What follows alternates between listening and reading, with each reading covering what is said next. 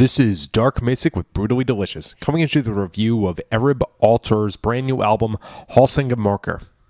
I definitely just butchered that pronunciation. So, new band for me. I was given the descriptor Viking metal. That's a genre I've heard a couple of bands from, but not innately familiar. I was expecting something in between Bathory and Amon Amarth. Instead, what we get with this band is a lot of atmosphere and melody, a lot less guitar focused than, frankly, most metal bands, but especially the ones I was expecting. It doesn't actually sound like what I imagined most Viking metal to sound like. I haven't listened to Bathory in forever, but it's not what I remember them sounding like. It doesn't really sound like Amon Amarth, maybe in a couple points. And having been on 70,000 Tons of Metal a bunch, I've heard this band Einherjar there before.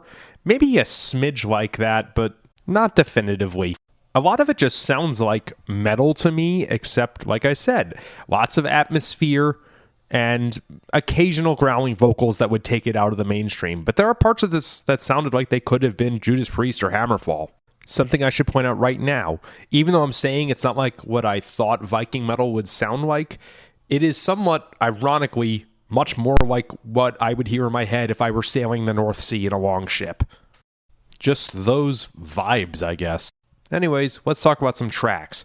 There's a really fun intro track, Valkyrian Fate. It's melodic and cool, and like I was saying, I wouldn't have thought Viking metal. It just sounds more straight up metal. I was actually expecting the album to start out with some super deep, ultra alpha male saying things like, "We fight for Odin and glory!" But it goes straight into the music.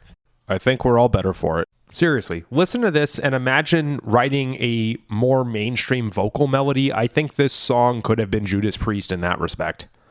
V.R. Morkret. This is a good battle song, I think. Unfortunately, I can't tell what the songs are about, but this sounds like it would be great for battle. Nice pairing of riffs with drums and atmospheres. I think I'm just saying the song's written well, but there's something about the way everything was changing and evolving within the track that stood out to me. I think this is going to be a great soundtrack to a video game. I haven't played anything Viking related in forever, but this is not terribly repetitive or predictable, so it wouldn't be that jarring. I think it would actually work very well in a soundtrack. Trodum. This is a grower of a song. It really picks up about halfway through, I think it's 6 or 7 minutes long, to great effect. This band is clearly not for cheap thrills or for like that Sabaton/Powerwolf style of instant gratification and predictability. The songs are there. The Last Step. There's some really good vocal strain here. I'm not critiquing the vocal technique, but these vocals sound really impassioned. You can tell the singer is giving it his all. I was reminded a little bit of Harry Johnson from Tyr, vocally speaking. And last but not least, The Lake of Blood. Really nice closer, great dark vibes, and I was again reminded of something in between Tyr and the song Embrace of the Endless Ocean by Amon Amarth. So, really interesting thing to me. I have either completely misunderstood what Viking metal is, or this band is something unique. It's always interesting and nice hearing bands where guitar is not the main focus. It's very rare for metal.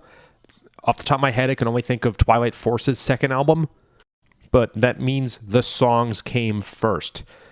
I love Megadeth and bands like that where the guitar is center stage at all times, but sometimes you want a different flavor. And in this case, whatever it is that they did that makes me feel like I'm sailing the North Sea kicks ass. Thanks, guys. Rock on. Hey, this is Aaron from No Simple Road. I'm inviting you to come hang out with Apple, Mel, and I as we talk with the musicians, artists, chefs, authors, and beyond from the world that turns us on. We're reaching into the improvisational music scene, the psychedelic culture, the festival world, and getting to know what makes the people tick that create those scenes. Come join us on the long, strange trip over at No Simple Road.